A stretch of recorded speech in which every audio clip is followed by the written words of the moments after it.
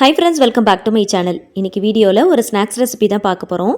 Bakery ஸ்டைலில் வீட்லேயே முட்டை பப்ஸ் ரொம்ப ஈஸியாக டேஸ்ட்டே எப்படி செய்யலாம் அப்படிங்கிறத ஸ்டெப் பை ஸ்டெப்பாக ரொம்ப ஈஸியான மெத்தடில் டீட்டெயிலாக சொல்லியிருக்கேன். ஸோ வீடியோவை ஸ்கிப் பண்ணாமல் பாருங்கள். ஃபர்ஸ்ட் டைம் என்னோட சேனலை பார்க்குறீங்க அப்படின்னா ப்ளீஸ் சப்ஸ்கிரைப் பண்ணிட்டு பாருங்கள். பக்கத்தில் இருக்கிற பெல் ஐக்கனையும் சேர்த்து கிளிக் பண்ணி வச்சுக்கோங்க. அப்போ தான் வீடியோஸ்லாம் போடும்போது உங்களுக்கு நோட்டிஃபிகேஷன் வரும். நீங்கள் உடனே செக் பண்ணி பார்த்துக்கலாம். முட்டை பப் செய்கிறதுக்கு ஃபஸ்ட்டு ஸ்டஃபிங்ஸ் ரெடி பண்ணிக்கலாம். அதுக்கு கடாயில் கொஞ்சமாக எண்ணெய் ஊற்றிக்கோங்க. எண்ணெய் நல்லா சூடானதும் ஒரு 1/2 டீஸ்பூன் அளவுக்கு ஜீரகம் சேர்த்துக்கலாம். ஜீரகம் நல்லா பொரிஞ்சதும் நீல வாக்கில் தின்னாக ஸ்லைஸ் பண்ணி வச்சுருக்கிற ஒரு பெரிய வெங்காயத்தை இது கூட சேர்த்துக்கலாம். இதுக்கு தேவையான அளவுக்கு கொஞ்சம் போல் உப்பு சேர்த்துக்கலாம். இது நல்லா கண்ணாடி பதம் வர அளவுக்கு வதக்கி விடுங்க. இந்த மாதிரி பர்பிள் கலரில் இருக்கிற வெங்காயம் இருந்துச்சு அப்படின்னா நல்ல ஒரு இனிப்பு சுவையோட டேஸ்ட்டாக இருக்கும். 1 டீஸ்பூன் அளவுக்கு இஞ்சி பூண்டு பேஸ்ட்டு சேர்த்து அதோடைய பச்சை வாசனை போகிற அளவுக்கு நல்லா வதக்கிக்கலாம். ஒரு மீடியம் சைஸ் தக்காளியை பொடியை நறுக்கிட்டு சேர்த்துக்கோங்க. காரத்துக்கு ஏற்ற போல் பச்சை மிளகாயும் பொடியை நறுக்கிட்டு சேர்த்துக்கோங்க. ஒரு கைப்பிடி அளவுக்கு புதினா இலைகள் சேர்த்துக்கலாம். இது எல்லாத்தையுமே ஒன்றா நல்லா சேர்த்து நல்லா வதக்கி விடுங்க. தக்காளி ஓரளவுக்கு வதங்கினா போதும். மஞ்சள் தூள், காஷ்மீரி மிளகாய் தூள், ஜீரகத்தூள், கறி மசால் தூள் இது எல்லாமே ஒரு 1/2 டீஸ்பூன் அளவுக்கு மட்டும் சேர்த்துட்டு மசாலாவுடைய பச்சை வாசனை போகிற அளவுக்கு நல்லா வதக்கிக்கலாம்.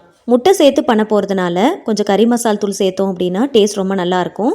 ஒரு 1/4 டம்ளர் அளவுக்கு மட்டும் தண்ணி சேர்த்துட்டு நல்லா கலந்து விடுங்க.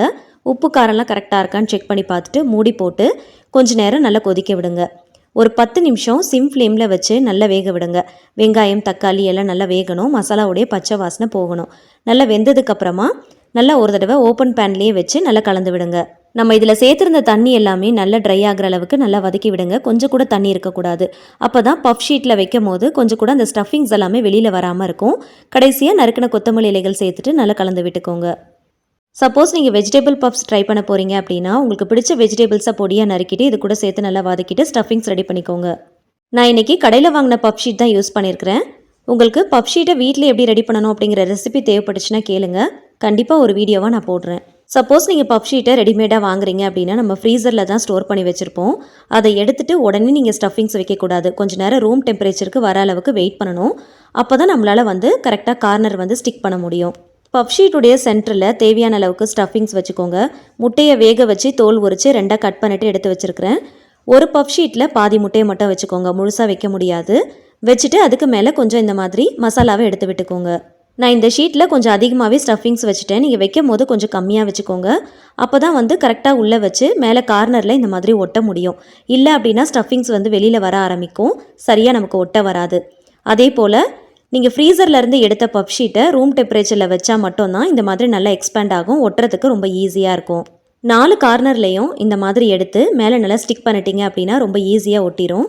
சப்போஸ் சரியாக ஒட்ட வரல அப்படின்னா கார்னரில் மட்டும் கொஞ்சம் லைட்டாக தண்ணியை அப்ளை பண்ணிவிட்டு ஒட்டினீங்க அப்படின்னா ரொம்ப ஈஸியாக ஒட்டிடலாம். நான் அப்படியே ஒட்டிட்டேன். பேக் பண்ணி எடுக்கும் போது பப்ஸ் கொஞ்சம் பிரிஞ்ச மாதிரி இருந்துச்சு.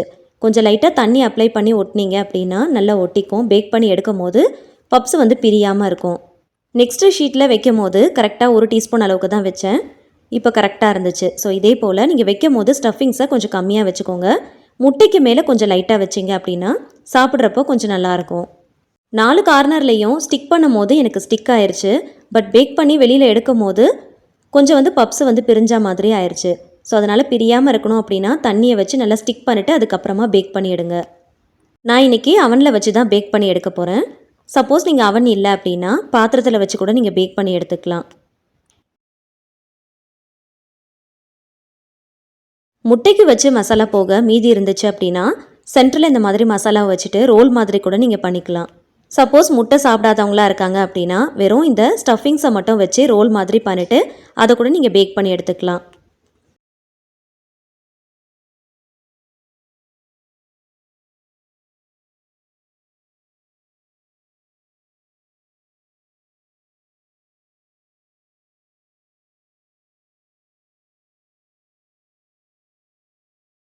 இப்போது ரெடி பண்ண பப் ஷீட் எல்லாத்தையுமே பேக்கிங் ட்ரேயில் ஒரு ஃபாயில் பேப்பர் போட்டுட்டு அதுக்கு மேலே வச்சிடலாம்.